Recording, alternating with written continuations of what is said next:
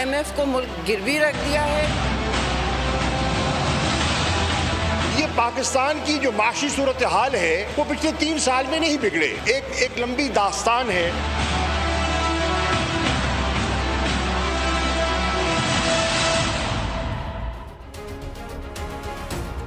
السلام علیکم۔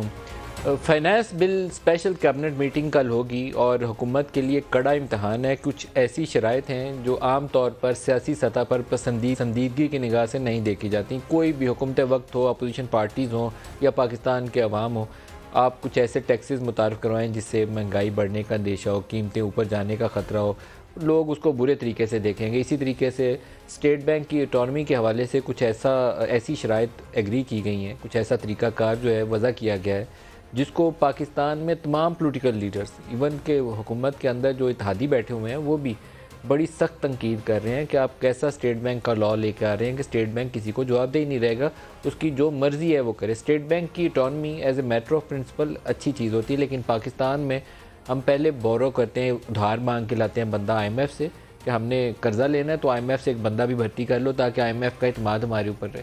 Foreign exchange management جو ہے وہ ایک بہت ہی انڈیپینڈنٹ جاب ہے اور اس کے لیے آپ کی انٹیگریٹی جو ہے وہ بھی انکویسچنیبل ہونی چاہیے۔ آپ کے اوپر کوئی بندہ شک نہ کر سکے کہ یہ کسی سے پیار محبت میں ایکسچینج ریٹ پالیسی وضع کر رہا ہے یا انٹرسٹ ریٹ پالیسی وضع کر رہا ہے۔ لیکن جب آپ شک شبے کی نگاہ سے دیکھتے ہوں اور آپ کا روپیہ گرتا جا رہا ہو، انٹرسٹ ریٹ چڑھتے جا رہے ہوں، مہنگائی قابو سے باہر ہو، تو پھر اسٹیٹ بینک ایسے گورنر کا رول جو ہے وہ کویسچنیبل ہو جاتا ہے۔ یہ دونوں قوانین اسی کیبنٹ نے اوکے کرنے اور اسی قومی اسمبلی میں کل یا پرسوں ٹیبل ہونے ہیں، کیونکہ 12 جنوری کو IMF کا پروگرام بورڈ میں تب جائے گا اگر یہ دونوں بل قومی اسمبلی سے پاس ہو کے نکل جاتے ہیں۔ اپوزیشن اس کے اوپر کیا رول ادا کرے گی، کیا اسٹریٹجی، کیا حکمت عملی ان کے پاس ہے؟ روکنے کی پوزیشن میں بہرحال نمبرز گیم میں ابھی تک اپوزیشن نہیں ہے، انلیس کہ کوئی حکومت کے سامنیز جو ہیں، کوئی ان کے کولیشن پارٹنرز ہیں وہ ان کا ساتھ دینے سے انکار کر دیں۔ ایسی صورتحال نہ ہو تو حکومت اس کو پاس کروا لے گی، چاہے وہ 2 نمبروں سے پاس کروائے لیکن پاس کروا لے گی۔ آج کے پروگرام میں ہمارے ساتھ جو مہمان شخصیت ہیں، شاہد خاقان عباسی صاحب PMLN کے سینئر رہنما بھی ہیں اور پاکستان کے فارمر پرائم منسٹر بھی ہیں۔ ان سے ہم اسی ایشو کے اوپر فوکس کر کے پوچھیں گے کہ ان کی جماعت کے پاس کیا کوئی اسٹریٹجی ہے، حکمت عملی ہے۔ خاقان صاحب، آپ کا شکریہ ادا کروں گا، آپ ہمارے ساتھ شامل ہو رہے ہیں۔ دونوں ایشوز کو باری باری لے لیتے ہیں۔ ایک تو اوورآل کوئی فسکل ایڈجسٹمنٹ ہے کوئی 1000 ارب روپے کی، 350 ارب کی سیلز ٹیکس ایگزمپشنز وڈرا ہونی ہے، 350 ارب روپیہ آپ کا پیٹرولیم کی لیوی کا انکریز ہونا ہے اور 200 ارب کی ڈیولپمنٹ سپینڈنگ آپ نے کاٹنی ہے اور کچھ گاڑیوں واڑیوں کے دیگر ٹیکسیز ہیں جو اوپر جانے ہیں۔ آپ کی جماعت اس کو کیسے دیکھتی ہے؟ ٹھیک ہے، ہونا چاہیے؟ نہیں، بالکل نہیں ہونا چاہیے، کیونکہ جب آپ بجٹ بناتے ہیں تو اس کے اندر اتنی بڑی ایڈجسٹمنٹ کی گنجائش نہیں ہوتی۔ 100-200 ارب آپ کہہ سکتے ہیں آگے پیچھے ایڈجسٹ ہوتا ہے۔ اب ایشو یہ کہ جو آپ جیسے جو ٹیکس کی وڈرال کر رہے ہیں، جو انسینٹیو آپ نے دیے تھے، اس کے انویسٹمنٹ پہ کیا اثر پڑے گا؟ اگر آپ نے لوگوں کو انسینٹیو دیے کہ تم یہ کام کرو، ہم تمہیں یہ انسینٹیو دیں گے، آج وہ آپ واپس ٹیکس لگا رہے ہیں، ان کا سارا بزنس ماڈل ختم ہو جائے گا۔ اصل میں میجر جو چینج ہے وہ تو سیلز ٹیکس والی سائڈ پہ، ایک تو اکراس دی بورڈ وہ کر رہے ہیں کہ GST کو 17% رکھیں تمام اشیاء کے اوپر۔ جی، بہت ساری ایسی اشیاء جن کے اوپر ریٹ کم ہے وہ بڑھ کے 17 پہ چلے جائے گا، اور کچھ ایسی اشیاء جیسے اگر یہ پین پہ 17% نہیں لگ رہا تو اس پہ بھی 17% لگ جائے گا۔ تو میرے کاروبار پہ اثر آتا ہے نا۔ بالکل، تو یہ چیزیں نیگیٹو ہوتی ہیں اس کے لیے۔ پھر آپ جب PSDP کو کم کریں گے، گروتھ میں امپیکٹ آئے گا، امپلائمنٹ جنریشن پہ امپیکٹ آئے گا۔ تو یہ گروتھ امپلائمنٹ جنریشن کو امپیکٹ کرتی ہے، یہ بھی اثر پڑ جائے گا۔ اور وہی ہوگا جو ٹپیکل فارمولا ہے IMF کا کہ گروتھ کم ہو جائے گی اور انفلیشن بڑھ جائے گی۔ اس پوری بات کا اینڈ رزلٹ یہ ہوگا۔ جو پرپوز اسٹیٹ بینک لاء ہے وہ آپ نے دیکھا؟ میں نے لاء نہیں دیکھا ابھی تک، شاید آیا یا نہیں آیا، کم از کم میں نے دیکھا نہیں ہے۔ اس میں فسکل اینڈ مانیٹری بورڈ کا کردار ختم ہو گیا، اسٹیٹ بینک گورنر کو بہت زیادہ امپاور کر دیا گیا، انڈیپینڈنٹ رول ہو جائے گا۔ Fiscal and monetary coordination board کو ختم کرنے کے باوجود ان کا رول جو ہے پہلے سے بہت زیادہ بڑھا دیا گیا۔ جی، تو میں گزارش کروں گا کہ کل یہ دعویٰ کیا گیا کہ ملک کی پہلی نیشنل سیکورٹی پالیسی بنی ہے، اور مجھے خوشی ہے، کم از کم ہم نے دیکھی تو نہیں ہے لیکن سنا ہے کہ اس میں لکھا ہوا ہے کہ ملک کی جو سیکورٹی پالیسی ہے اس میں معیشت کا بڑا دار و مدار ہے، یعنی جو فائنینشیل سیکورٹی یا اکنامک سیکورٹی کے بغیر آپ نیشنل سیکورٹی نہیں ہو سکتی۔ تو جب آپ اپنی ساری جو فزیکل پالیسیز ہیں اسٹیٹ بینک کے حوالے کر دیں گے جو پارلیمنٹ کے تابع نہیں ہوگا، حکومت کے تابع نہیں ہوگا، تو پھر آپ کی نیشنل سیکورٹی پالیسی کہاں گئی؟ یہ بڑا ایک سیریس معاملہ ہے، اور یہ جب آپ ایک دفعہ کر دیں گے اس کو ریورس کرنا بڑا مشکل ہوگا. اس لیے اس بات کو ذرا بڑی سوچ سمجھ کے کرنا چاہیے کہ کوئی چیک اور بیلنس جو ہے وہ اسٹیٹ بینک پہ ہونا چاہیے. اگر حکومت کو نہیں دینا چاہتے پارلیمان پہ چھوڑ دیں، پارلیمان کو دیں کہ وہ بلا کر پوچھ سکے تم کیا کر رہے ہو. پارلیمنٹری کمیٹی جو ہے وہ ایکچولی پاورفل ہونی چاہیے تاکہ اسٹیٹ بینک کی اٹانومی بھی برقرار رہے اور وہ آنسریبل بھی رہے. نہیں، یہاں تو آپ اس لا میں ڈال دیں کہ اسٹیٹ بینک کا گورنر جو ہے وہ پارلیمنٹ کو رسپانسیبل ہوگا، وہ آ کر وہاں جواب دے گا جو بھی اپنی پالیسیز ہیں. آج وہ کسی کو جواب دہ نہیں ہے. مانیٹری پالیسی کیا ہے، وہ تو فزیکل پالیسیز بھی کنٹرول کر رہا ہے. As a matter of principle تو اسٹیٹ بینک شاید ابھی تک وہ جو 13.25% پہ وہ ہاٹ منی لے کر آئے تھے، میں نے بہت سے آپ کے ساتھی ہیں، میں نے سے کہا کہ ان سے پوچھیں کہ اس کی کاسٹ کتنی ہے بجٹ کے اوپر، کوئی جواب دیں کہ کیا جسٹیفیکیشن ریشنل کیا تھی. وہ ابھی تک ان کا کوئی ریشنل نہیں ہے، کوئی جواب نہیں ہے. کوئی ریشنل نہیں ہے کہ آپ 6% سے 13.5% پر رہ گئے اپنا پالیسی ریٹ، اور اس کو آپ نے وہاں رکھا جب تک ہاٹ منی رہی 1.25 سال کوئی پالیسی ریٹ میں چینج، جب تک ڈالر نکل نہیں جب وہ پیسے واپس چلے گئے آپ نے اس کو آہستہ آہستہ کم کرنا شروع کیا، پھر 7.5% پہ لے آئے. اور and he is not answerable to anyone. یعنی اس کا آپ کا امپیکٹ کیا ہوا، پاکستان کو کیا فائدہ ہوا؟ بجٹ بیٹھ گیا ہمارے ساتھ. جی بجٹ بیٹھ گیا، اور آپ کا جو $200-250 ملین لوگ بنا کر یہاں سے نکل گئے جو ہاٹ منی لے کر آئے تھے. سر اس کے ساتھ جو آپ نے انٹرسٹ پیمنٹ کی کاسٹ پے کی ہے 2 سال، وہ طبیعت صاف کر دینے کے لیے وہی کافی؟ جی وہ کافی ہے. وہ تو آپ دیکھ لینا کہ 1500 ارب کی ڈیٹ سروسنگ 3100 میں چلی گئی تھی، ڈبل ہو گئی. یعنی ایک پورا ڈیفنس بجٹ ایڈ ہو گیا آپ کے بجٹ کے اندر. اس وقت ڈیفنس بجٹ بھی 1600-1700 ارب تھا، آپ نے 1600 ارب اضافی ڈیٹ سروسنگ ایڈ کر دی.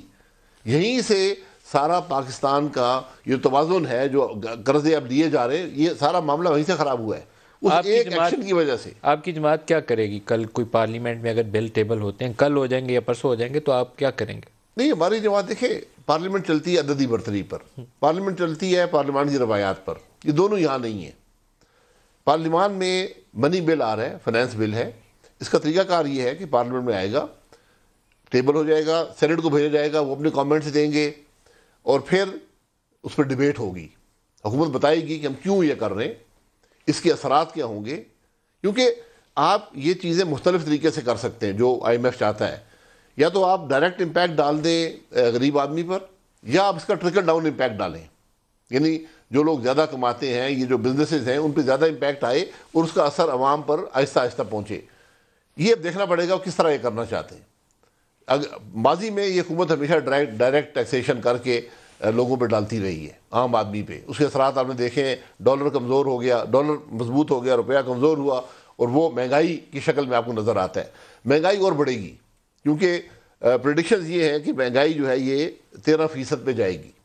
جب 13% پہ جائے گی، جو آپ نے پالیسی ریٹ کی بات کی تھی، وہ آپ کو کم از کم 14.5% 15% رکھنا پڑے گا. جہاں سے 2018 کے اینڈ پہ PTI نے کہنا شروع کیا تھا کہ کرنٹ اکاؤنٹ ڈیفیسٹ بڑھا ہے اور اس وجہ سے انٹرسٹ ریٹ بھی چل گئے ہیں، ہمیں قرضے بڑے لینے پڑے، ہم واپس اسی صورتحال میں 4 سال کے بعد پھر دوبارہ پہنچ گئے. میں معذرت سے کہوں گا کرنٹ اکاؤنٹ ڈیفیسٹ کا قرضے سے تعلق نہیں ہوتا. کرنٹ اکاؤنٹ ڈیفیسٹ ڈالرز کی کمی ہے. تو وہ جتنی آپ کی کمی آپ قرضے لے کے پورے کر رہے ہیں، آپ کا ایکسٹرنل ڈیٹ اس لیے ہو جا رہا ہے. قرضے آپ نے لینے ہیں، یا روپے میں لیں گے یا ڈالرز میں لیں گے. جب کرنٹ اکاؤنٹ ڈیفیسٹ بڑھ جائے گا، آپ کو ڈالر میں زیادہ قرضہ لینا پڑے گا. لے رہے ہیں نا قرضہ، ڈالر میں بڑھ گیا، ڈالر کا بھی بڑھ گیا، روپے کا بھی بڑھ گیا. جو اصل ہمارا ایشو روپے کے قرضہ ہے. جب پالیسی ریٹ بڑھتا ہے، امپیکٹ وہ روپے کے قرضے کو کرتا ہے. کیا امکانات ہیں کہ آپ کی جماعت کو باقی اتحادیوں کے ساتھ بات چیت کرے؟ کیونکہ آپ لوگ چینج حکومت کے جانے کی بڑی دعائیں مانگ رہے ہوں گے، لیکن ایسے موقع کے اوپر اپوزیشن کے پاس موقع ہوتا ہے شو آف پاور کا. ہم اتنی دعائیں نہیں مانگ رہے، پورا ملک دعائیں مانگ رہا ہے. ندیم ملک بھی دعائیں مانگ رہا ہے. میں تو نہیں مانگ رہا. اچھا آپ نہیں مانگ رہے حکومت؟ میں تو کہتا ہوں 5 سال پورے ہونے چاہیے، جو بھی طریقہ کار ہے وہ آئین کے اندر بچے گا کچھ نہیں چلے. تو اب آپ کہتے ہیں پیچھے کچھ نہیں بچے گا، کیوں نہیں بچے گا؟ آپ حالات دیکھ لیں. آپ کو کوئی کریکشن نظر آ رہی ہے؟ آپ کو بہتری کی امید نظر آ رہی ہے؟ ایسے جب حالات ہوتے ہیں، ایک معاملہ حکومت کے کنٹرول سے نکل جاتا ہے، لوگ خود حکومت چھوڑ دیتے ہیں.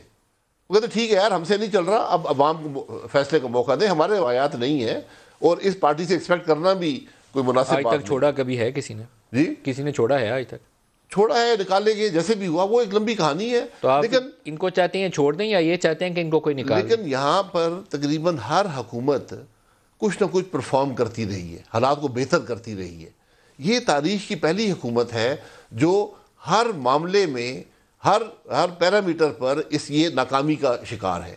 ہر شعبے میں ہم زوال پذیر ہیں. تو جہاں پر ان کو نکالا جائے گا, نکال دیے, اللہ کرے آئینی طریقے سے حکومت جائے. آپ ابھی تک ان کو نکالنے میں کامیاب نہیں ہوئے اپوزیشن پارٹیز, اب آپ کی خواہش یہ ہے کہ کوئی اور نکال دے؟ اپوزیشن پارٹی کیسے کامیاب ہوتی ہے اس نظام میں جو آئین کے مطابق ہی نہ ہو؟ جب ملک بیساکھیوں پر چل رہا, حکومت بیساکھیوں پر ہو, اس پر کسی اور کے غیر آئینی ہاتھ ہو, آپ کیا کر لیں گے؟ لیکن استدعا بھی تو آپ اسی غیر آئینی ہاتھ سے کر رہے ہیں. آپ کی خواہش یہ ہے کہ وہ اتحادیوں کو نہیں, ہمیں کوئی ضرورت نہیں. ہم چاہتے ہیں ملک کا نظام آئین کے مطابق ہو. جس دن ملک کا نظام آئین کے مطابق ہوگا, یہ بیساکھی ہٹ جائیں گی, حکومت نہیں رہ سکتی. یہ بڑی ایک واضح حقیقت ہے. کیا کوئی آپ کے تعلقات میں کوئی بہتری آئی ہے پنڈی سے؟ نہیں, تعلقات ہمارے نہ خراب ہیں نہ اس میں بہتری کی گنجائش ہے. ہم تو کہتے ہیں ملک کا نظام آئین کے مطابق ہو. اس پر اگر ہم کمپرومائز کر گئے تو پھر معاملہ آگے نہیں چل سکتا, پھر ملک نہیں چلے گا. یہ جو پچھلے چند ایک ہفتوں میں آپ کی جماعت کے سرکردہ لوگ جو بہت زیادہ باتیں کر رہے ہیں کہ نواز شریف آنے والے ہیں, تعلقات ٹھیک ہو گئے ہیں, کوئی بات چیت ہو رہی ہے, خوشی دیکھ رہا ہوں, یا صادق صاحب کہہ رہے ہیں, خواجہ صاحب نے بھی کہا کہ پہلے چینج کا وہ سوچ رہے تھے, وقت مناسب نہیں ہے, تو some thing is happening behind the sense. مجھے کسی بات کا علم نہیں ہے. ٹی وی پروگرام پر ہم جاتے ہیں, آپ سوال کرتے ہیں, ہم جواب دے دیتے ہیں. اس کو آپ مختلف جو اینکرز ہیں, بالکل نئے ایم این اے تو نہیں ہے, پرانے ایم این اے نہیں, سارے ہم سب پرانے ہیں. آپ مجھ سے سوال ہوا کہ آپ کی پارٹی کا امیدوار رکھیں. جی, ہمارے پارٹی کے صدر شہباز صاحب ہیں, وہی امیدوار ہوں گے. اس کا یہ مطلب نہیں ہے کہ کل شہباز صاحب بھی امیدوار ہوں گے, لیکن یہ میرا جواب ہے آج کے حالات کو دیکھ کر. تو یہی بات, ابھی بھی آپ اس پہ قائم ہے کہ امیدوار آپ کی جماعت سے شہباز شریف ہی ہیں؟ جی, میں آج وہی ہیں. لیکن یہ فیصلے جب الیکشن ہو جاتے ہیں, جب پارٹی کچھ سیٹیں حاصل کرتی ہے, اکثریت حاصل کرتی ہے, کولیشنز کیسے بنتے ہیں, حالات کیا ہوتے ہیں ملک کے, یہ پارٹی اس وقت فیصلہ کرتی ہے. دیکھیں, الیکشن میں ابھی دوری ہے. جی, اگر آپ سیدھا حساب رکھیں تو آپ 2023 کے لیے آپ کو ویٹ کرنا پڑے گا. لیکن اگر کوئی ایسی صورتحال ہوتی ہے, یہ فارن فنڈنگ کا کیس ہے, اتحادیوں سے ناراضی ہو جاتی ہے, پی ٹی آئی کی ساتھ ٹوٹ جاتا ہے, تو there is going to be a situation جو آپ کی جماعت کے بہت سارے لوگ اس پہ کیا سرائی کر رہے ہیں, اسپیکولیٹ کر رہے ہیں, گوسپ کر رہے ہیں کہ ایسا کچھ ہو سکتا ہے اگلے 3-4 ماہ میں. ویسی صورتحال بنتی ہے تو پھر تو ان ہاؤس ہوتا ہے نا, ان ہاؤس. پارلیمانی نظام میں کسی وقت کچھ بھی ہو سکتا ہے, کسی وقت بھی الیکشن حکومت ٹوٹ سکتی ہے. اب بات یہ ہے کہ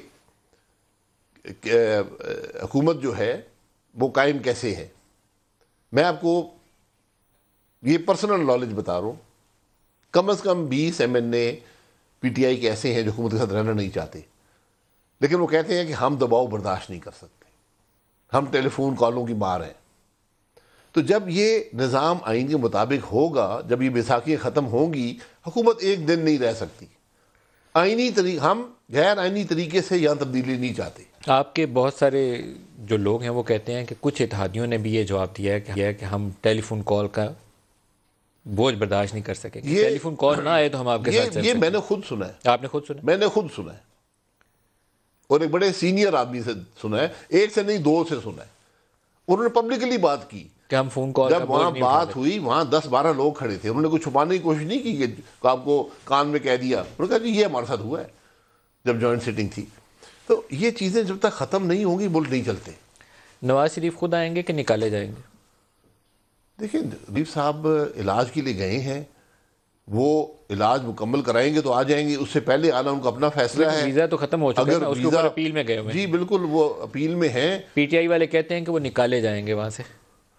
دیکھیں, پی ٹی آئی والے بہت باتیں کر رہے ہیں نا. یہاں تو بہت سے ایسے دعوے دار ہیں جو یہاں سے جہازوں پہ چڑھ کر گئے تھے کہ ہم گرفتار کر کے لائیں گے, وہی گھر سارے بیٹھے ہیں. آپ ان سب کی باتیں بھول جاتے ہیں. 18 لوگ ہیں اس ملک میں آج حکومت کے خرچے پر جن کا کام صرف اپوزیشن کو گالیاں نکالنا ہے. 18 لوگ ہیں, اور یہ وہ لوگ ہیں جن کو 2013 سے پہلے 18 سے پہلے کچھ جانتا نہیں تھا, اور نہ ہی جب حکومت ختم ہوئی آپ کو نظر آئیں گے. تو نواز شریف صاحب یہ سب باتیں ہم پہلے بھی سن چکے ہیں. ہمیں 2000 میں کہا گیا تھا نواز شریف صاحب کی سیاست ختم ہو گئی ہے جی, اب وہ نہیں آ سکتے. تو نواز شریف صاحب اگر وہاں ویزا نہیں ملتا, وہ ایک انڈیپینڈنٹ ملک ہے, ان کی اپنی ایک پالیسی ہے, وہ نہیں دیں گے تو کہیں اور علاج کروا سکتے ہیں, واپس آ جائیں گے. اس میں کوئی ایسی بات نہیں. آپ کو سیاست میں نظر کیا آتا ہے؟ آپ لوگوں نے 23 مارچ کی ایک ڈیٹ بھی رکھی ہوئی ہے. 23 مارچ میں بھی تبھی آپ کوئی امیدیں وابستہ کر سکتے ہیں کہ آپ کا اسٹیبلشمنٹ کے ساتھ کوئی ورکنگ ریلیشن شپ پہلے کی نسبت بہتر ہو جائے. دیکھیے ورکنگ ریلیشن شپ آپ کس کو کہتے ہیں؟ اگر میں اپنے اس اصول پر کہ ملک کا نظام آئین کے مطابق ہو، ادارے آئینی حدود میں رہیں، اس پہ کمپرومائز کر لوں، یہ ورکنگ ریلیشن شپ نہیں ہے. ورکنگ ریلیشن شپ آئین آپ کو مہیا کرتا ہے، اس کے اندر رہ کر تبدیل کر لیں آئین کو. میں اس بات کا سب سے بڑا حامی ہوں کہ اگر ریلیشن شپ میں کوئی کمی ہے، کسی ادارے کو زیادہ ذمہ داریاں یا اختیارات چاہیے، وہ لے لیں. یہ پبلک ڈبیٹ میں یہ سب کر لیں، لیکن جب آئین ہے اس کے اندر رہنا پڑے گا، ورنہ ملک ہم نے تجربے کر لیے نا. کیا اس میں ریسنٹ منتھس یا ویکس کے اندر کوئی بہتری آئی؟ دیکھیے بہتری آپ کس کو، آپ کا ٹرسٹ ڈیفیسٹ تھا، ایک ٹرسٹ ڈیفیسٹ ختم ہوا. ٹرسٹ ڈیفیسٹ یہی ہے کہ آج بھی ہمیں وہ بیساکھیاں نظر آتی ہیں، ہمیں وہ ہاتھ نظر آتا ہے. کہاں نظر آیا آپ کو ریسنٹلی؟ یہ نظر آتا ہے ابھی آپ اس بجٹ میں ووٹنگ میں آپ دیکھ لیں گے. میرا تو خیال ہے کہ آپ لوگوں کی دلی خواہش ہے کہ یہ finance bill P T I کے ہاتھوں ہی پاس ہو تاکہ یہ بوجھ آپ کو نہ اٹھانا پڑے. نہیں فائنانس بل دیکھیں، جب آپ فیل، یہ بوجھ ہے، یہ بوجھ ہے، یہ 700-800 ارب کا جو کسی کو بھی کرنا ہی ہے تو آپ چاہیں گے پی ٹی آئی کرے، آپ کیوں کریں؟ ہم نے یہ سب مینیج کیا ہے نا، یہ نئی چیز نہیں ہے. ہم نے آئی ایم ایف کا پروگرام مکمل کیا ہوا ہے. ہم نے یہ سب نیگوشیشنز، آئی ایم ایف کے پروگرام کی سب سے بڑی جو اس کا عنصر ہوتا ہے وہ نیگوشیشنز ہوتی ہیں. جب آپ کمزور نیگوشیشنز کریں گے، جب دوسرے کا ٹرسٹ آپ پہ نہیں رہے گا، آپ جھوٹ بولیں گے، پھر معاملہ خراب ہوتا ہے. یہ ساری خرابی وہاں سے پیدا ہوئی ہے. آپ کو ایک سٹیٹمنٹ سناتا ہوں جی. شہزاد وسیم صاحب نے آج جو پارلیمنٹ کے اندر کا اس کے اوپر بھی رد عمل لیتے ہیں، دکھائے گا جی.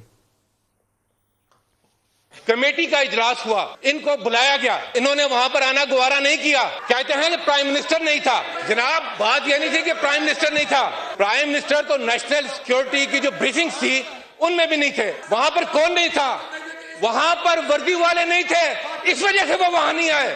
نیشنل سیکیورٹی بریفنگ میں جہاں وردی والے آتے ہیں وہاں پر تو یہ دوڑے چلے آتے ہیں، وہاں پر تو یہ بھاگے چلے آتے ہیں، مگر جب پارلیمان کی کمیٹی میں وہ پیش کیا جاتا ہے تو یہ کہتے ہیں ہم آتے نہیں ہیں.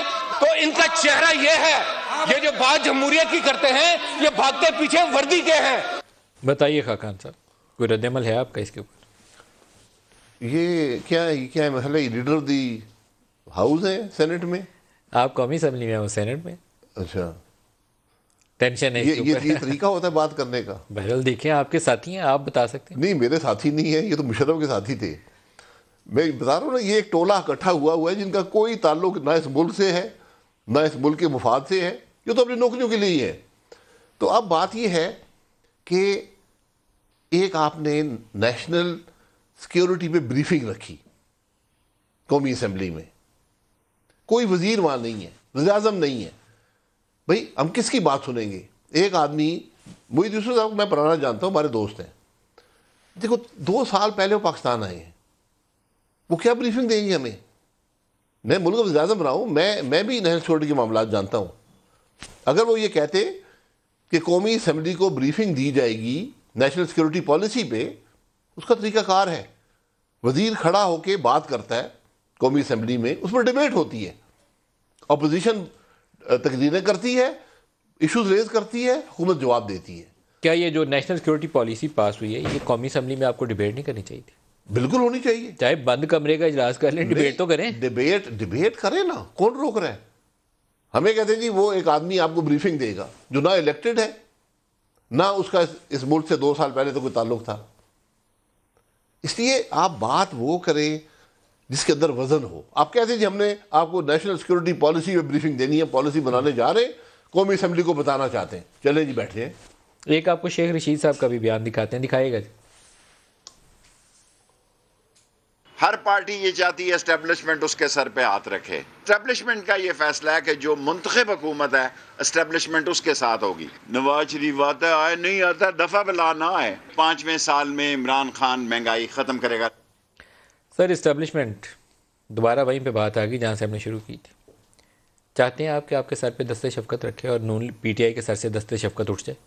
کون سی بات آپ کے دل کے زیادہ قریب ہے؟ یہ دست شفقت سے ہم سارے محروم رہیں تو بہتر ہے. ساری محروم. یہ دست شفقت نہیں یہاں ہمیں پہنچایا ہے، یہ دست شفقت نہیں چلتا. پی ٹی آئی کے سر سے بھی اٹھ جائے اور آپ کے سر پہ نہ آئے، یہ آپ کی جی اس ملک کے سر سے دست شفقت اٹھا دیں دست شفقت آئین سے آتا ہے، کوئی اور راستہ نہیں ہے۔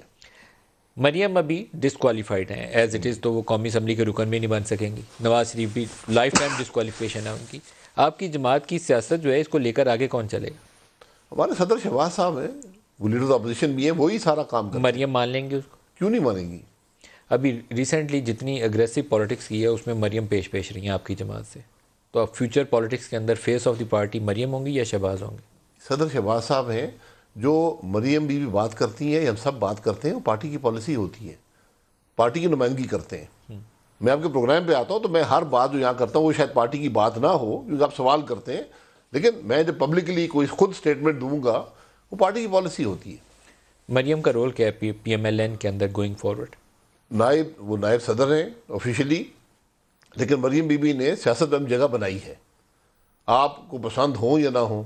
آج مسلم لیگ کا ورکر ان کو پسند کرتا ہے، ووٹر کے دل میں جگہ ہے۔ آج اس وقت ملک کے اندر اگر کوئی کراؤڈ پولر ہے وہ مریم بی بی ہیں، کوئی ووٹ گیٹر ہے وہ مریم بی بی ہیں۔ تو آپ کے خیال میں وہ کیمپین تو رن کریں گی، لیکن پارلیمنٹری اگر کوئی پالیٹکس ہوتی ہے تو اس میں لیڈ رول شہباز شریف کا ہوگا؟ یہ فیصلہ پارٹی کرے گی، یہ بہت قبل از وقت ہے اس پر فیصلہ کرنا۔ اور آپ کے خیال میں انتخابات وقت مقررہ پر ہوں گے یا آپ کو قبل از وقت؟ نہیں، مجھے انتخابات جلد ہوتے نظر آتے ہیں۔ جلد سے مراد مہینوں میں، کیونکہ آپ یہ جو کچھ ہو رہا ہے معیشت کے ساتھ، جو ملک کے ساتھ ہو رہا ہے، اس کے متحمل نہیں ہو سکتے۔ دیکھیے پرائم منسٹر عمران خان خود اسمبلی اگر ڈیزالو نہیں کرتے تو کوئی اور طریقہ نہیں ہے، ان کی مدت ہے ابھی 2023 تک۔ طریقے دیکھیں، طریقے یہاں نکل آتے ہیں، طریقے جب ایک حکومت ناکام ہو جائے، جب عوام کا اعتماد کھو بیٹھے۔ میں بتایا نا 20 سے زیادہ ایم این اے تو اس انتظار میں ہیں، وہ کہتے ہیں ہماری سیاست تباہ ہو گئی ہے، ہم الیکٹ نہیں ہو سکتے۔ تو آپ کے خیال میں وہ ساتھ چھوڑ دیں گے سٹنگ گورنمنٹ کا؟ جی بالکل چھوڑ دیں گے، جب ان پہ ٹیلی فون کالیں بند ہو جائیں گی، دباؤ بند ہو جائے گا، چھوڑ دیں گے۔ پھر آپ کو اس پہ عدم اعتماد لانی پڑے گی، اور وہ پرائم منسٹر کے الیکشن کے لیے یا تو وہ وہاں سے غائب ہو جائیں، ادروائز وہ پرائم منسٹر کو ووٹ دینے کے پابند ہیں جس پارٹی سے وہ منتخب ہوں۔ نہیں، عدم اعتماد میں پرائم منسٹر ووٹ نہیں لیتا، عدم اعتماد میں اپوزیشن ممبران لا کر ووٹ لیتی ہے، لیکن اس میں وہ ایم این اے تو آپ کو ووٹ نہیں دے سکتے۔ کیوں نہیں دے سکیں گے؟ بالکل دیں گے، وہ تو فلور کراسنگ کی شک کا اس کے بعد نکال دیں ان کو، اس کے بعد نکال دیں۔ تو آپ اسی پہ کام کر رہے ہیں کہ عدم اعتماد لائیں؟ مجھے کام کی ضرورت نہیں، یہ حقائق ہیں پارلیمانی جمہوریت کے۔ 20 ایم این اے ان کا ساتھ چھوڑ دیں، آپ عدم اعتماد لائیں، اور آپ کہتے ہیں وہ آپ کے ساتھ ان کے خلاف ووٹ کریں گے اگر فون کال نہ آئے؟ 20 سے زیادہ اگر فون کالیں نہ آئیں، دباؤ نہ ہو، بہت سے لوگ وہ دیکھیں، ہر آدمی اپنی سیاست سمجھتا ہے۔ یہ سب وہ لوگ ہیں جو پہلے کبھی کچھ کاف میں تھے، کچھ نون میں تھے، کوئی پیپل پارٹی میں تھے، تو وہ جانتے ہیں کہ ملک کی سیاست کیا ہے۔ سو کالڈ الیکٹیبلز کا جو گروپ ہے، الیکٹیبلز کا گروپ سمجھ لیں، بالکل۔ وہ کیونکہ پی ٹی آئی کی حکومت میں بڑا رول تھا جہانگیر ترین صاحب کو ان الیکٹیبلز کو پی ٹی آئی میں لانے میں۔ الیکٹیبلز نہ بھی ہوں، جو آپ کے اتحادی ہیں وہی بہت کافی ہیں۔ 7 افراد کی اکثریت ہے حکومت کے پاس، تو جو اتحادی 2 اتحادی ہیں، میرا خیال ہے 11 12 یا 13 تو وہ بنتے ہیں۔ ابھی آپ نے ایک جملہ کوٹ کیا کہ وہ فون کال آ گئی جوائنٹ سیشن کے وقت، وہ بھی آپ نے میرے خیال میں ایک اتحادی سے ہی منسوب جملہ کوٹ کیا ابھی۔ جی میں اتحادی کی بات بتائیے، سب کے سامنے انہوں نے بات کی، کیونکہ میں نے بھی وہ کسی کی زبانی وہ ڈکی چھپی بات نہیں، ڈکی چھپی نہیں تھی بات۔ کب ایکسپیکٹ کرتے ہیں کہ یہ انہونی ہو جائے؟ کیونکہ میرا خیال ہے ابھی وہ ٹائم نہیں ہے۔ نہیں، میں تو کہتا ہوں آج ہو جائے، آج ہو جائے جی، کیونکہ ملک دیکھیں، آپ ملک جو ہے اس کے حالات دیکھ لیں ذرا آبجیکٹیولی، اس ملک کے حالات دیکھ لیں۔ آج تک کوئی حکومت ایسی نہیں آئی۔ میں ایک نمبر آپ کے سامنے رکھ دوں گا، آج جی ڈی پی ہے $280 ارب، یہ 380 ہونی چاہیے تھی۔ 315 پہ شاید آپ نے چھوڑا، 318 پہ چھوڑا تھا۔ 6% کی گروتھ تھی۔ آپ 3 سال کی 6% گروتھ ڈالیں، اس میں سے نکال کچھ حصہ کووڈ کا، آپ دیکھیں گے آپ کہاں پہنچتے ہیں۔ $100 ارب آپ کی آج جی ڈی پی کم ہے۔ یہی سارے ملک کا مسئلہ ہے، جس کی وجہ سے یہ سب معاملات بھی ہے اور مسائل، یہ آئی ایم ایف بھی آپ کو دبا رہا ہے، یہ آپ کو اسٹیٹ بینک گورنر بھی لگا رہا ہے، یہ سب کچھ ہو رہا ہے۔ شاہد خاقان عباسی صاحب، آپ کا بہت شکریہ، آپ ہمارے ساتھ رہے۔ ایک بریک لیں گے، بریک سے واپس آئیں گے تو شبر زیدی صاحب اور احمد بلال محبوب صاحب، وہ دونوں ہمارے ساتھ ہوں گے اور انہی ایشوز پہ ان سے بھی بات کریں گے۔ ہمارے ساتھ رہیے گا۔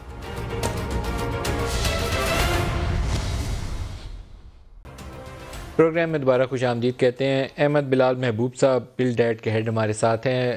محبوب صاحب السلام علیکم، کیسے ہیں آپ؟ وعلیکم السلام، بہت شکریہ جناب نسیم صاحب۔ سر آج آپ نے ایک ٹویٹ شیئر کی ہوئی ہے کہ وہ نیٹ جو کانفیڈنس ہے وہ بہت لو ہو گیا، یہ کیا چیز ہے؟ تھوڑی سی آسان سے لفظوں میں ہمیں بھی سمجھا دیں۔ ندیم ملک صاحب، یہ اصل میں ہمارا تو سروے نہیں ہے، لیکن میں اس کو بہت عرصے سے فالو کر رہا ہوں، کیونکہ یہ گیلپ انٹرنیشنل جو ہے نا دنیا کی، یہ گیلپ پاکستان الگ چیز ہے اور گیلپ انٹرنیشنل الگ چیز ہے۔ تو یہ دنیا کے کئی ملکوں میں ایک سروے کرتے ہیں ہر سال کے اینڈ پہ، اس کا نام ہے ہوپ اینڈ ڈسپیئر سروے۔ اب اس کا ہوپ سروے کر دیا، پہلے ہوپ اینڈ ڈسپیئر سروے کہلاتا تھا۔ وہ لوگوں سے پوچھتے ہیں کہ کیا آپ اگلے آنے والے سال کے بارے میں پر امید ہے یا آپ نا امید ہیں؟ تو وہ لوگ اس کو جو جواب دیتے ہیں، پر امید لوگوں کی پرسنٹیج کیا ہے اور نا امید لوگوں کی پرسنٹیج کیا ہے۔ تو پاکستان کافی عرصے تک ان ملکوں میں شمار رہا جہاں پہ پر امید لوگوں کی تعداد بہت ہائی ہوتی تھی، یعنی 90s میں اور ارلی 200s میں یہ سچویشن تھی۔ لیکن اب بتدریج ہماری تعداد کم ہوتی چلی جا رہی ہے۔ تو اب ہم 94 میں ایک دور آیا تھا جب ہم 2% ہو گیا تھا ہمارا، یعنی جو ہوپ فل لوگ تھے اور ہوپ لیس لوگ تھے ان دونوں کا جو فرق تھا وہ 2% تھا۔ اب وہی صورتحال اس سال پیدا ہو گئی ہے۔ تو اس کا مطلب یہ ہے کہ ہم تقریباً پیپلز پارٹی کے زمانے میں یہ بہت لو چلا گیا تھا، نیگیٹو چلا گیا تھا، اور اب یہ جب 2018 کے الیکشن ہوئے تو تھوڑی سی سچویشن بہتر ہوئی تھی، لیکن اس کے بعد سے 19، 20، 21 یہ بہت سٹیپ ڈکلائن کر گیا ہے۔ تو اب زیادہ لوگ اپنے مستقبل کے بارے میں پاکستان میں پر امید نہیں ہے۔ یہ اس کا اختصار کے اور ساتھ اس کی انہوں نے کوئی ریزنز آئیڈینٹیفائی کیے ہیں اس سروے کے اندر کہ لوگوں نے اتنی نا امیدی کا اظہار کیوں کیا ہے؟ کوئی ریزن آئیڈینٹیفائی کیے ہیں کہ اتنا نیٹ سکور اتنا نیچے کیوں چلا گیا؟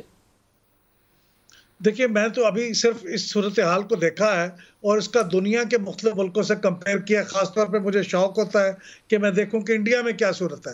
ہم ٹریڈیشنلی انڈیا سے زیادہ پر امید ہوئے، اور مجھے بہت حیرانی ہوئی کہ اس دفعہ میرا خیال ہے 10 یا 11 پرسنٹیج پوائنٹ انڈیا ہم سے آگے ہے۔ وہ 54% ہے، ہم شاید 43% ہے جو لوگ کہہ رہے ہیں کہ ہم پر امید ہیں۔ تو ظاہر ہے وہ اکانومی ہے جس کا سب سے بڑا تعلق کہ ہم پر امید ہیں، وہ یا سیکیورٹی ہوتی ہے یا اکانومی ہوتی ہے۔ تو افغانستان ہم سے نیچے ہے۔ اچھا، آپ کی اجازت سے یہ اکانومی آپ نے صحیح نقطہ اٹھایا۔ شبر زیدی صاحب فارمر چیئرمین FBR ہمارے ساتھ ہیں۔ شبر صاحب، آپ نے ایک لیکچر دیا اور اس کے وضاحت میں آپ نے 2 آرٹیکل بھی بزنس ریکارڈر میں تحریر کیے۔ Entity is bankrupt, surgery is required. اب اینٹی بینکرپٹ کے اوپر میں نے پوری آپ کے وہ آرٹیکل سارے ہمارے دیکھنے والے تو وہ شاید پڑھنا چاہیں تو پڑھ سکتے ہیں، لیکن آپ نے قرضوں کا بوجھ بڑھتا ہوا، ریونیو کی صورتحال، بجٹ کی صورتحال، ساروں کی وضاحت کی ہے، اور ساتھ یہ کہا ہے کہ سرجری ریکوائرڈ ہے پھر ملک ٹھیک ہو جائے گا۔ آپ اس کی وضاحت کریں گے اس کی، شبر صاحب؟ دیکھیں، بات یہ ہے کہ پاکستان کے دونوں میزانیے، جو کہ کرنٹ اکاؤنٹ ہے جو کہ ڈالر کا اکاؤنٹ کہلاتا ہے، اور جو دوسرا روپی اکاؤنٹ ہے، ان دونوں کے میزانیوں کے حساب سے پاکستان کے، میں وہ الفاظ استعمال نہیں کرتا کہ مگر پاکستان کے حالات ایسے ہیں کہ آپ کو اس اینٹی کو ری اسٹرکچر کرنا پڑے گا۔ اگر آپ ری اسٹرکچر نہیں کریں گے تو یہ اینٹی چل نہیں سکتی۔ اور اگر تو میں نے یہی بات اس وقت بھی کہی تھی، اور اسی پہ میں آرٹیکل لکھ رہا ہوں۔ یہ 2 پارٹ میں لکھ چکا ہوں، ابھی 3-4 پارٹ اس کے اور بھی لکھوں گا کہ یہ پاکستان کی جو آج فائنینشیل پوزیشن ہے، یہ بڑا اہم ہے یہ جملہ جو آپ بول رہے ہیں کہ یہ ملک ایسے آگے نہیں چل سکتا۔ آپ نے بیسیکلی اس اپنے ایڈریس میں بھی یہی بولا تھا کہ پاکستان جو اکانومی ہے یہ ابھی گوئنگ کنسرن نہیں ہے، یہ ایسے آگے چل نہیں سکتا، سرجری کرنی پڑے گی اس کی۔ تو ابھی بھی آپ اسی کو بتا رہے ہیں۔ کوئی سادہ سے لفظوں میں ہمارا کیا قرضہ بہت بڑھ گیا ہے؟ کرنٹ اکاؤنٹ ڈیفیسٹ دوبارہ $7 ارب پہ چلا گیا ہے، کوئی ہمارا ایکسٹرنل ڈیٹ چلا گیا کہ $127 ارب پہ؟ کیا ہوا ہے ہمارے ساتھ جس سے یہ آپ نے یہ بات کہی؟ دونوں چیزوں میں پرابلم ہے۔ پہلی پرابلم یہ ہے کہ جو ہمارا بیرونی قرضہ اور لوکل قرضہ دونوں ہمارا اس جگہ پہ چلا گیا ہے کہ وہ اب یہ اینٹی اس کو سرو نہیں کر سکتی۔ دیکھیں، کوئی بھی ادارہ یا ملک ہوتا ہے، اس کی ایک آمدن ہوتی ہے اور آمدن کے ساتھ اس کا خرچ ہوتا ہے۔ تو اب جو ہمارا خرچ ہے، جو کہ قرضے کی مد میں کہہ رہا ہوں میں، وہ اس لیول پہ چلا گیا ہے کہ اب ہم اس کو سرونگ نہیں کر سکتے۔ اگر ہم سرو کرتے رہیں گے تو ہمارے پاس پیسے نہیں بچیں گے اپنے عوام پہ خرچ کرنے کے لیے، اور ہم مزید پریشانی میں چلے جائیں گے۔ پاکستان کا جو 25 ٹریلین کا روپے کا قرضہ ہے وہ ہر سال بڑھ جاتا ہے تو وہ اگر وہ بڑھتا رہے گا اور اس کا انٹرسٹ بڑھتا رہے گا تو آپ ٹیکس کے ریونیو پہ جتنا عوام کو پریشر ڈال لیں، اگر آپ 6,000 کر لیں 7,000 کر لیں تو بھی یہ اس ڈیٹ کے ساتھ یہ کنٹری اس طرح نہیں چل سکتا. اس کی فائنینشیل ریسٹرکچرنگ چاہیے. میرا بیان پازیٹیو ہے، میرا بیان نیگیٹو نہیں ہے، مگر مجھے نہایت افسوس ہے کہ کچھ ہمارے وزراء حضرات نے بڑی ناشائستہ باتیں کی ہیں، مگر میں ان کے بارے میں گفتگو نہیں کرنا چاہتا بیسیکلی. سر وزراء کو تو چلیں چھوڑیں، انہوں نے اپنی پارٹی کو ڈیفینڈ کرنے کے لیے کچھ نہ کچھ کہنا ہی ہے، لیکن اب یہ اگر مان لیا جائے کہ ہم بہت برے حالات میں اپنی پارٹی کو ڈیفینڈ کرے، پاکستان کو تو خراب نہیں کرے نا جی. پاکستان کو خراب وہ کر رہے ہیں. اگر ہم بہت مشکل میں ہیں، آپ نے تو بیسیکلی ایک بیماری کی تشخیص کی ہے اور بیماری آئیڈینٹیفائی کرنے کے بعد اس کی دوا تجویز کرنی ہوتی ہے. آپ نے کہا کہ یہ گوئنگ کنسرن نہیں ہے، سرجری ریکوائرڈ ہے. اب وہ سرجری میں کیا کرنا چاہیے، کیا کرنا چاہیے؟ ندیم بھائی آپ نے میرا پورا انٹرویو، پورا وہ تقریر کا جو آخری پورشن تھا وہ شاید آپ نے نہیں دیکھا، وہ پڑھیں. اس میں میں نے سلوشن دیا تھا. پہلا سلوشن اسے میں نے یہ دیا تھا، وہ دہرا دیں آن ایئر دہرا دیں تاکہ ہمارے دیکھنے والے ساروں کو پتہ چل جائے گا. سر اب میں بتا دیتا ہوں. جو اس میں میں نے 5-6 تجاویز دی تھی. پہلی تجویز میں نے یہ دی تھی کہ جو ہمارا لوکل ڈیٹ ہے 25 ٹریلین کا، اس کو آپ ری پے کریں by selling the state land of Pakistan, کہ جو آپ کے پاس لینڈ کے ایسٹ پڑے ہوئے ہیں اس کو آپ بیچیں اور اس سے لوکل ڈیٹ کو ری پے کریں. اور بلکہ آپ ایون لینڈ کو فارینر کو بھی بیچ سکتے ہیں، کیونکہ وہ زمین اٹھا کے تو نہیں لے جائے گا، اور اس سے آپ لوکل ڈیٹ ریٹائر کریں. آپ کے دونوں لوکل اور فارن ڈیٹ جو ہیں وہ اس کو آپ کی پاکستان کی بے شمار لینڈ اور ایسٹس پڑے ہوئے ہیں جو آپ ان یوٹیلائزڈ ہیں، ان کی کوئی اکنامک بینیفٹ نہیں ہے، اس سے پے کریں. دوسرا میں نے تجویز یہ دی تھی کہ پاکستان کا جو آپ کا NFC ایوارڈ ہے جو ہے اس کو آپ لمٹ کریں کہ وہ NFC ایوارڈ آپ کے انٹرسٹ ایکسپینڈیچر کے بعد ڈسٹریبیوشن ہوگی.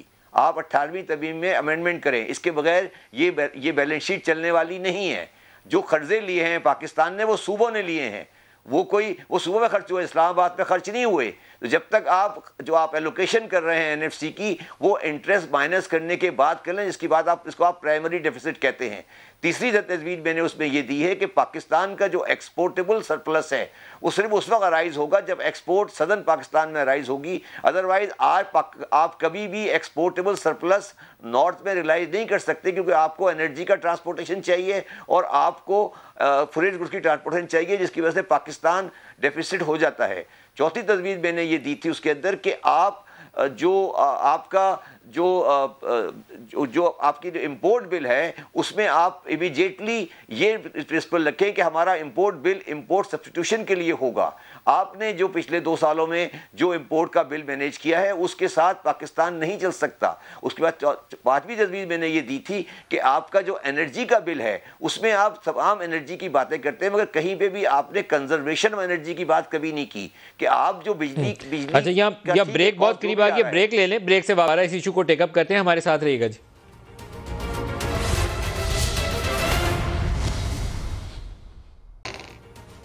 پروگرام میں دوبارہ خوش آمدید کہتے ہیں. محبوب صاحب آپ نے ابھی کچھ ذکر کیا ناامیدی والا، اور ابھی اکانومی کے ساتھ آپ نے اس کو لنک کیا تھا. شبر صاحب نے اس کی کافی وضاحت فرما دی کہ ملک ایسے آگے بڑھ نہیں سکتا جب تک ہم اس کی میجر سرجری نہ کریں. تو کیا ناامیدی، ویسے تو دل ٹوٹنا کسی قوم کا بہت ہی ایک مایوس کن صورتحال ہے، اس سے نکل جانا چاہیے. ناامیدی کا سب سے بڑا فیکٹر جو پاکستان جس اکنامک کرائسس سے گزر رہا ہے فار لاسٹ فیو ایئرز، وہ میجر فیکٹر میرے خیال میں تو سب سے بڑی وجہ یہی ہے، اور اس سے بڑی وجہ یہ ہے کہ انہیں کچھ اس کے آثار بھی نہیں لگ رہے کہ وہ مستقبل میں کوئی بہتری کی صورت پیدا ہو سکتی ہے، یعنی مستقبل قریب میں. یعنی یہ سوال 2022 سے متعلق تھا اسپیسیفکلی کہ کیا آپ کے خیال میں 2022 میں ہمارے حالات بہتر ہو جائیں گے، خراب ہوں گے، یا ویسے ہی رہیں گے؟ تو 43% نے یہ کہا کہ یہ حالات بہتر ہو جائیں گے، 41% نے کہا کہ حالات خراب ہو جائیں گے. تو 43 - 41 یعنی 2% کا ایج ہمیں حاصل ہے. لیکن میں یہ کہتا ہوں کہ ساری چیزیں خراب نہیں ہیں. دیکھیے دنیا کے بہت سے ملک ایسے ہیں جو نیگیٹو میں ہیں، جن کے بارے میں مثال کے طور پہ ٹرکی اکنامیکلی ہم سے زیادہ اسٹرانگ ہے، لیکن وہاں پہ نا امیدی جو ہے وہ ہم سے کہیں زیادہ ہے. یعنی وہ -34 ہے، ہم تو پھر بھی +2 ہیں، وہ -34 ہے. اس طرح بلغاریہ ہے -33 ہے، افغانستان تو خیر -33 سمجھ میں آتی ہے، پولینڈ -30 ہے، اور اس طرح چیک ریپبلک -25 ہے. یہ دنیا کے سب سے جو زیادہ مایوس ملک ہیں وہ یہ ہیں 5. تو ہمارے ساؤتھ ایشیا کی کیا صورتحال ہے؟ انڈیا، بنگلہ دیش، سری لنکا، یہاں پہ کیا نمبرز ہیں؟ انڈیا ہم سے بہتر ہے.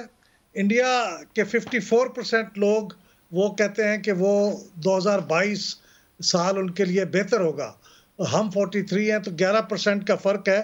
تو یہ جو ایوریج ہے، ہم کوئی ایوریج سے بہت زیادہ خراب نہیں ہیں، ہم ایوریج کے قریب ہیں. ایوریج سے تھوڑا سا بہتر بھی ہوں گے. افریقہ کا ایوریج جو ہے وہ 56% ہے. صحیح. اچھا، شبر صاحب سے بھی ایک سوال پوچھ لیں. شبر صاحب، آپ نے یہ جو مسائل آئیڈینٹیفائی کیا اور اس کا حل بھی تجویز کر دیا، جو حکومت فائنانس بل لے کر کل قومی اسمبلی میں جائے گی، کیا ان میں سے کسی ایک ایشو کو ایڈریس کرنے کی کوشش ہے؟ کوئی ایسی ریفارم ہے جس سے ان میں سے کوئی ایک ایشو ایڈریس ہو جائے، یا جسٹ IMF کو خوش کرنے کی کوشش ہے؟ نہیں، اس میں یہ جو کل جو فائنانس بل آنے والا ہے وہ تو کوئی چیز ہی نہیں ہے. وہ تو بنیادی طور پہ صرف ایک ایگزیمشن وڈرا کرنی ہے انہوں نے سیل ٹیکس کی، بس، اور کچھ نہیں ہے. اس کا کوئی تعلق نہیں ہے. جو باتیں میں کہہ رہا ہوں ندیم صاحب، یہ باتیں آپ آج شاید لوگ اس کو سیریس نہیں لیں، یہ ساری باتیں آپ کو کرنی پڑیں گی. اگر کوئی آدمی اس سے ڈینائل میں جاتا ہے تو وہ پاکستان کو نہیں سمجھ پا رہا ہے. اس وقت پاکستان کا 1995 میں پاکستان کا روپیہ 31 روپے کا تھا، انڈیا کا 32 روپے کا تھا. آج پاکستان کا روپیہ 178 روپے کا ہے، انڈیا کا 75 روپے کا ہے. آپ آج کے ڈالر میں انڈیا کے ساتھ کمپیٹ کر رہے ہیں جب آپ کا ایڈوانٹیج 100 روپے کا ہے. تو آپ یہ اندازہ کریں کہ ہماری ایکسپورٹ کتنی ان کمپیٹیٹو ہے. ہم یہ کیوں ریئلائز نہیں کر رہے کہ ہماری ایکسپورٹ کے بڑھنے کا چانسز نہیں ہیں اگر ہم اس پیراڈائم میں کھڑے رہے. ہم کیوں اس ڈینائل میں چلے گئے ہیں کہ جی ہمارا پرسیپشن 43% ہے اور 42% ہے اور 43% ہے. آپ سب سے پہلے اپنی گراؤنڈ کی بیلنس شیٹ بنائیں کہ بھائی یہ میری پوزیشن ہے. 174 روپے 78 روپے پاکستان کا ہے، 75 روپے انڈیا کا ہے، 85 روپے بنگلہ دیش کا ہے. ہم کن خوابوں میں بیٹھے ہوئے ہیں؟ ہم کن لوگوں کے ساتھ بات کر رہے ہیں کہ میاں نواز شریف آ گئے اور چلے گئے اور عمران خان صاحب آج یہ کر دیا. خدا کا واسطہ ہے کہ پاکستان کی معیشت کے بنیادی خط و خال کو صحیح کم از کم پہلے دیکھیں اور پھر صحیح کریں. میں تو پچھلے 20 سال سے یہی کہہ رہا ہوں. شبر زیدی صاحب، جو آپ مسائل آئیڈینٹیفائی کر رہے ہیں اصل میں بنیادی حقائق ہیں جس کے اوپر ہمیں توجہ کرنی چاہیے. میں آپ سے متفق ہوں، اور ہمارے جو بڑے لیڈرز ہیں ان کو سر جوڑ کے بیٹھنا چاہیے. اس رفتار سے ہم قرضہ بڑھا کر اپنا ملک آگے نہیں چلا سکتے، اور ایکسپورٹ نہیں، قرضہ بڑھانے کی بات نہیں ہے سر. میں آپ سے ایک بالکل بنیادی بات کر رہا ہوں آپ کے ساتھ. سر مجھے یہ بتائیے کہ آپ ایکسپورٹ کو 30 سے 60 کیسے کریں گے؟ آخری بات جو میں آپ کو کہنا چاہتا ہوں، جو میں نے اس تقریر میں بھی کہی تھی، کہ آپ ویری امیجیٹلی امریکہ کے ساتھ بہترین تعلقات کی طرف جائیں. کیونکہ اگر آپ نے ایکسپورٹ کو 30 سے 60 بڑھانا ہے تو وہ امریکہ لے گا یا امریکہ کے الائز لے گا. ہم یہ نہیں کر سکتے کہ امریکہ کے ساتھ بیٹھ کے ہم مختلف گفتگو کریں اور اس کے بعد ہم یہ ایکسپیکٹ کریں کہ ہماری ایکسپورٹ 30 سے 60 ہو جائے گی. مجھے جو پریشانی ہے یا مجھے جو کوفت ہوتی ہے وہ اس بات سے ہوتی ہے کہ ہم عجیب طرح کی گفتگو کرتے ہیں جب ہمیں یہ پتہ ہے کہ ہماری ایکسپورٹ امریکہ کی طرف شبر صاحب جانی ہے. ختم ہو گیا. ڈسکشن کو اور کنٹینیو کرتا ہے. شبر زیدی صاحب اور احمد بلال محبوب صاحب، آپ دونوں کا بہت شکریہ. آج کے لیے اتنا ہی اجازت دیجیے. اللہ حافظ.